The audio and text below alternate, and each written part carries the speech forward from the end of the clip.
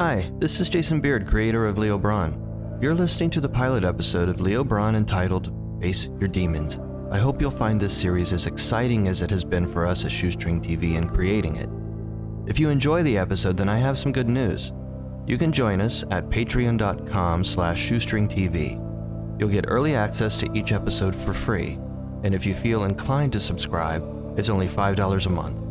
With the subscription in the coming months, you'll get exclusive access to bonus episodes, artwork, and content to further explore the world of Leo Brawn. Additionally, this subscription will allow us to continue to produce a series we hope you'll come to love. With that said, we hope you enjoy episode 1 of Leo Brawn. Thank you for listening.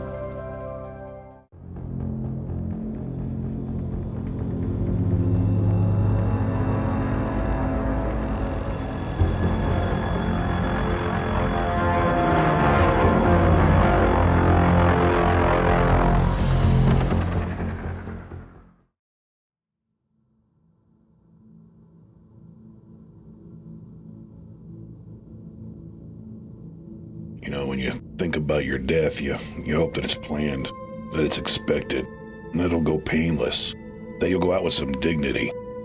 You hold out for the hope that you've said everything you need to say to those you loved, that you've exhausted every opportunity to share how much they all mean to you. Well, when I did die, none of those hopes were realized. It was a shock, sudden, tragic, and violent. I don't even remember it. Well, that's not entirely true. I have snapshots, memories, dark room, a man with an ugly orange tie, but the details of my death have been documented, believe me. I've read them. They're on a single piece of paper in bold black ink, filed away in a cabinet. It coldly describes my untimely demise. Killed in the line of duty, it says. You see, in my past life, I was a highly decorated homicide detective. I was reaching my 25th year on the force when it happened. Left behind a wife, a son, a promising career, and a bitch of a mortgage.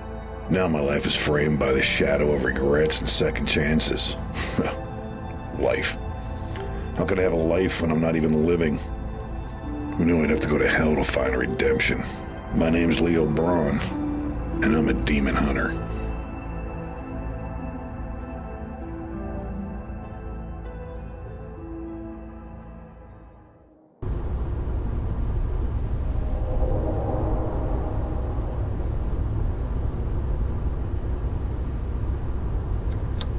This is Obsidian Recovery Agent Leo Brawn. Case number is 59987.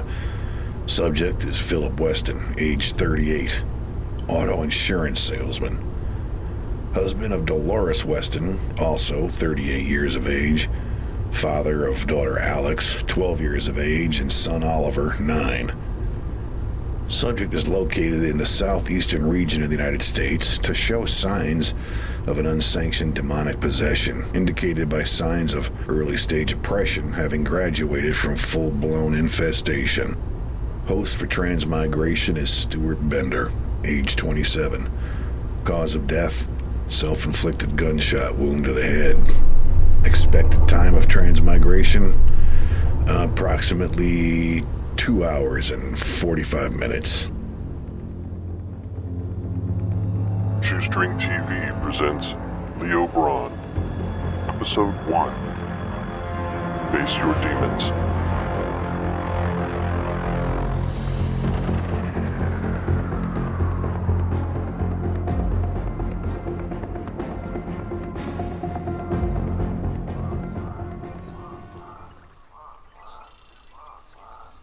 In South Florida near Lake Okeechobee, during a night of the half-moon, the silver luxury sedan parks at the entrance of the Prairie Preserve Hammock Trail Park. One Stuart Bender exits the vehicle, car left running, headlights still cutting through the night, severing early forming clouds of fog. Stuart is 32, blonde, 5'8". He cuts a slender frame in his form-fitting rust-colored suit. Stuart shuffles through tall grass as he sidles deeper into the forest, leaving his car at the entrance of the park. From his back pants pocket, he pulls out his wallet and begins emptying the contents as he presses forward, ever deeper into the forest of the park. As credit and debit cards gym membership cards, and a driver's license land in wet grass and weed, Stewart reaches a clearing. He turns his head towards the night sky, the half-moon shining brightly, unobstructed by gliding cirrus clouds. The light of the moon glistens in the calmly undulating waters of a man-made lake placed in the center of the clearing. This illumination also reveals that Stewart is a man in despair. Heavy tears flow down his gaunt cheeks. I'm sorry, Ophelia. I'm not one of those people who can risk it and it pays off. I'm the one who loses. Stewart pulls a pistol hidden in the small of his back. He places the cold metal barrel to his temple. Without hesitation, he pulls the trigger. His limp body collapses hard against the forest floor.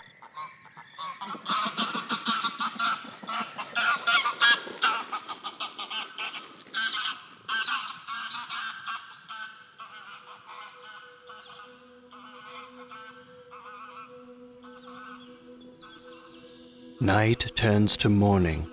The forest clearing is coated in dew. The body of Stewart Bender still rests face down in the blood-stained grass. And then, movement.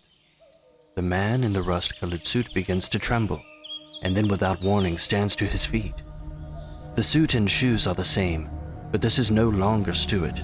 Instead of the delicate young man that ended his life, this man appears slightly older, 40 or 45, ruggedly handsome.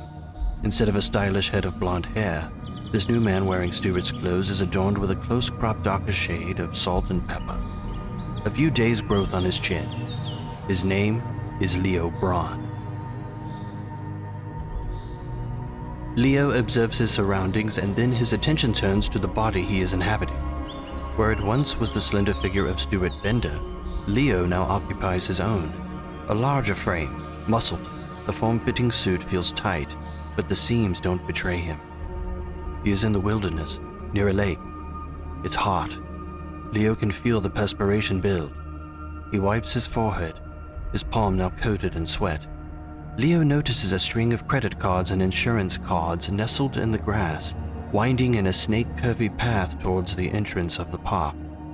Following the path of the trail of cards, Leo comes upon an empty, discarded wallet and a driver's license. Leo picks it up and examines the license. It reads, Stewart Bender. Leo also notices wadded dollar bills. He picks up the money and estimates it totals about $45. He collects the contents of the wallet and puts them back into their tight-fitting sheaths. About that time, the man hears a thumping sound. A few yards away, a worn leather briefcase vibrates against the forest floor. Leo walks over to the vibrating briefcase, firmly grasps the handle, and pulls it off the ground. The vibration stops.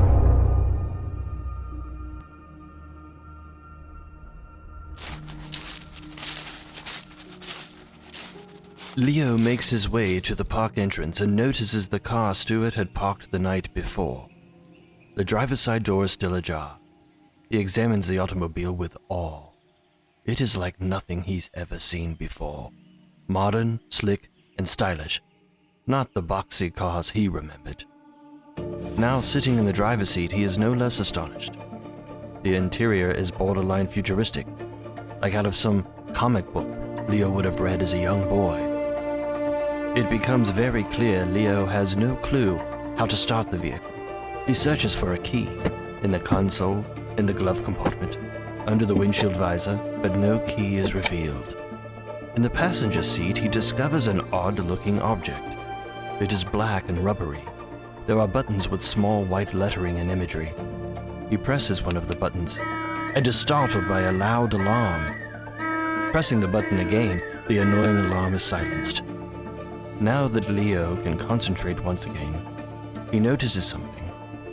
A round button next to the steering wheel.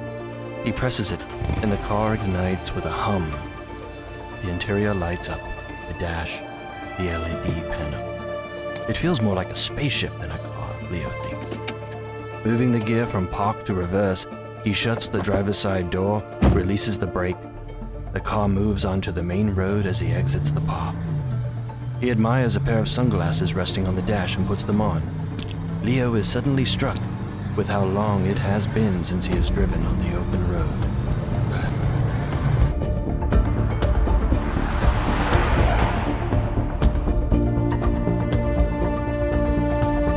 The journey takes Leo from the rural, wooded area of the park to a nearby town. His stomach grumbles, and though he doesn't have much time, he has to eat. He parks the car and exits. He takes with him his briefcase, the key fob for the car, and the wallet. Leo comes across a small festival or something in what appears to be downtown. He notices a line of food vendors and approaches the nearest food truck. What do you like? Do you have Reuben sandwiches? Sorry, my friend. Just what you see on the menu. That's okay. Just happens to be a favorite of mine. I'll have a gyro. One hero.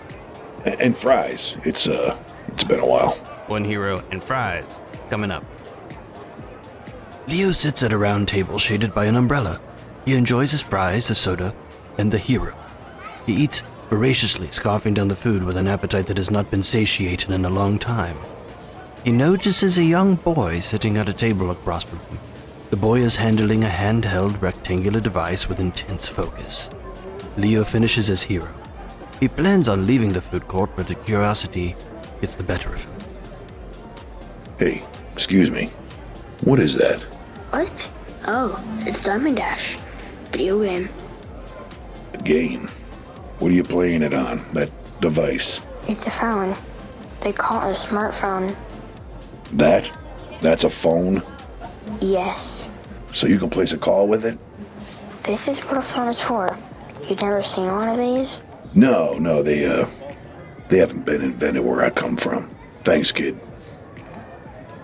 Smartphone.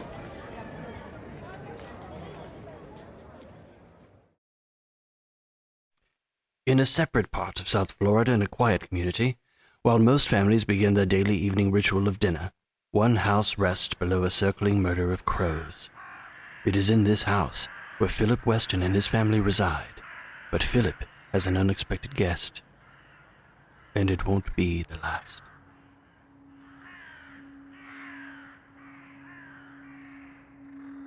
Phillip Weston's house rests at an angle in an unkept lawn on a corner lot next to a cul-de-sac. A modest home in the suburbs, strewn about garbage, tumbles lazily through the grass as a stiff breeze passes through. A child's bicycle lay on its side, the front wheel pointing towards the heavens. The sky is gray, and then we hear a deep, gravelly voice. It won't be much longer now. No, not very long at all. I remember when we first met on that bus heading nowhere. It was the beginning of the end, as they say. I wonder if you remember it that way. On that same day, maybe for you, Phillip, it came later. When did you first notice I had arrived? Was it that itch you couldn't scratch at the nape of your neck? The first time you woke up in a cold sweat, unsure of your surroundings? Maybe it was the time you punched your co-worker in the jaw. You seemed so confused when you came to. That fat fuck Charles had done nothing to provoke you. You just had to squash his pudgy face. It was really nothing more than a knock at the door, my way of saying hello. Maybe it was the time you woke on your rooftop, standing on the edge. That strangled crow in your hand. You should have seen your face. How time flies, just like that crow. Plenty of carrion hover above now, just waiting with the patience of Job. I can see them from here as you sit. I can see him coming too. It won't be too long now. The Weston residence garage door is open, and the interior is in complete disarray. And then, the voice again. You rest a while, Phillip. I'll drive. You've done your bidding. You are free from these burdens of this life, whatever that is. Save your strength for what's to come. It's rock bottom now, right where I need you to be.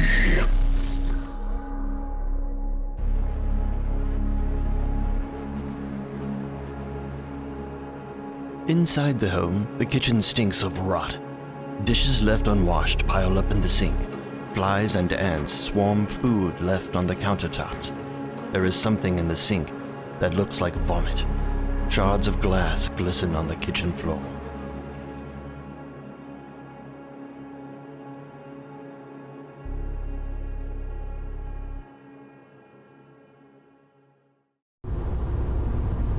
Leo is back on the road.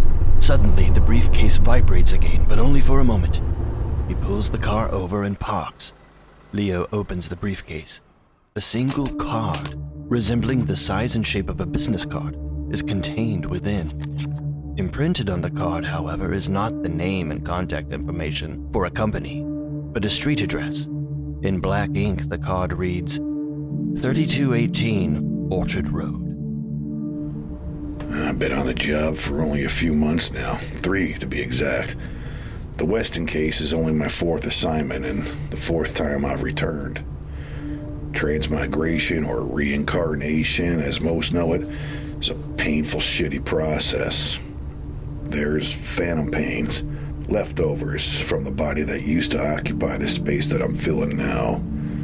I feel it in my wrists. Captain Mangut says it goes away, not so much that it dissipates. You just get used to it, able to ignore the pain, and you're always running against the clock. You see, you can only occupy a body while the soul is in limbo.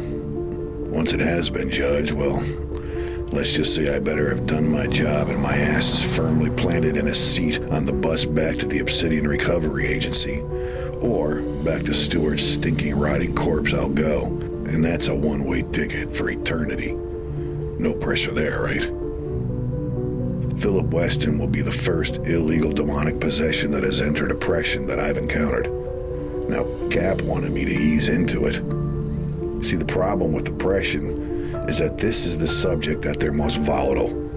The body and mind haven't completely broken down yet, and they possess, no pun intended, most of their faculties and strength, combined with all that spooky haunted house shit at their disposal.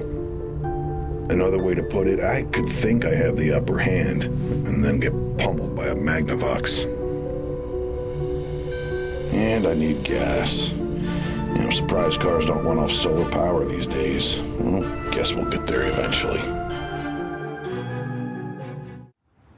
Leo thanks the clerk as he leaves a gas station. He's holding a map. As Leo walks towards Stewart's car, the gas station clerk follows him out of the gas station. Excuse me, sir? Yeah. Well, it just seems with a car like that, you could probably use GPS. GPS? What's that? Back at the Weston residence, family photos adorn shelves on a cabinet and along the walls. Phillip and his wife and children. All smiles. Phillip hears the faceless voice again. He's very close now, Phillip. You stay there in your dark place. Store up what you can muster. You've served me well, but make no mistake, I will deplete what is left, if necessary.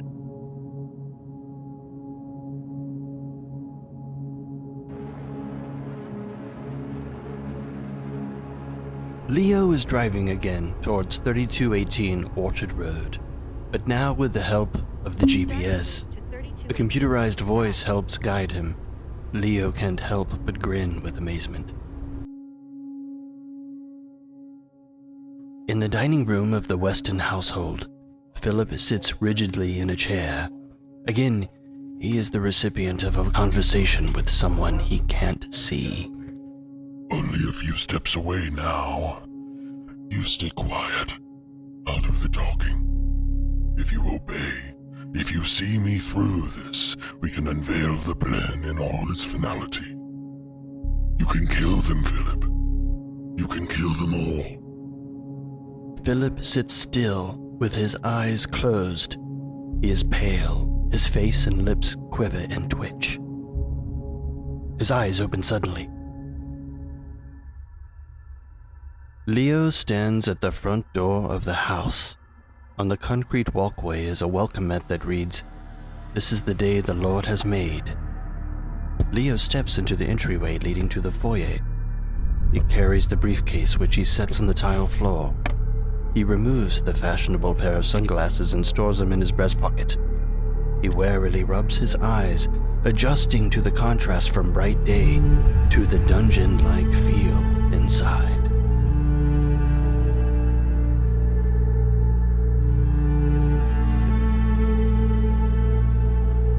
With his vision improving, Leo reviews the condition of the house. An opening to a guest bathroom is located to his left, and he peeks in. Gasping for air, he clutches his tie and brings it to his nose, covering his nostrils. The stench is overwhelming as Leo easily discovers a message written in feces on the bathroom mirror. The barely legible message can be discerned. It's a question. Who are you?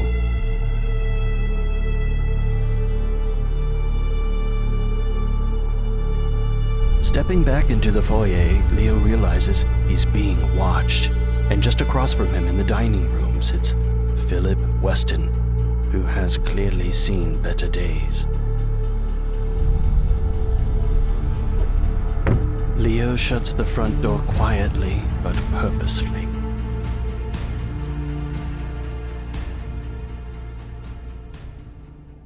Leo picks up his trusty briefcase and makes his way to the dining room.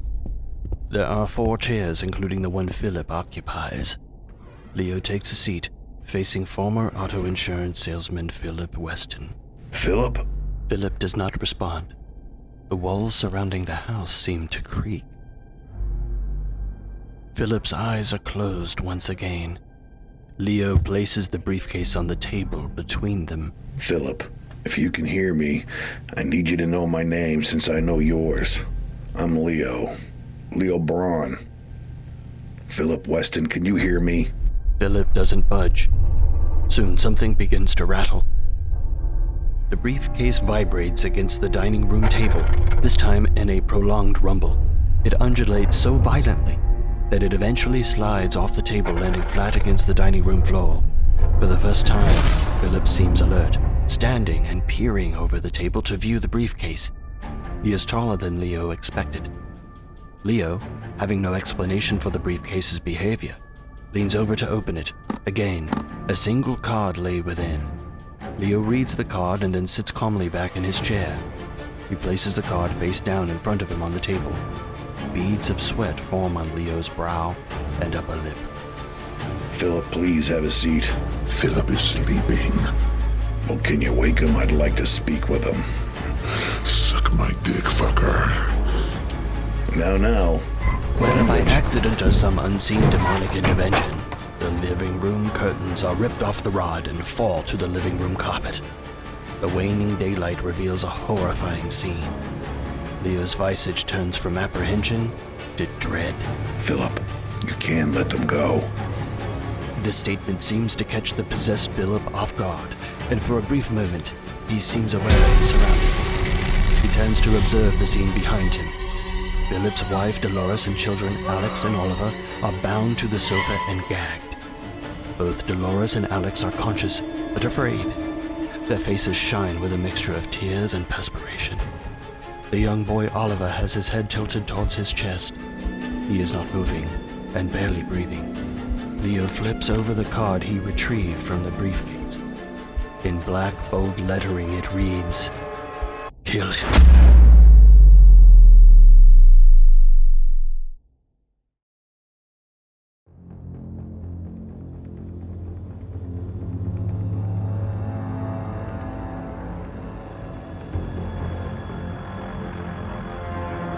Leo Brawn is a production of Shoestring TV. You can find us at patreon.com/shoestringtv, Apple Podcasts, and all major platforms.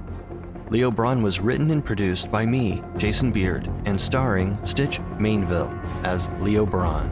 Speaking of Stitch, he hosts his own excellent podcast called Gentleman's Nightery along with his colleagues and pals Rick and Magnus, a show that explores men's issues and life in general, often with hilarious results. You can find out more information by going to thegentleman'snightery.com. All music and sound effects provided royalty-free by Soundstripe and Freesound. You can find the artist information in the show notes. Stay tuned for Leo Brawn, Episode 2, The Bird. Thanks again for listening.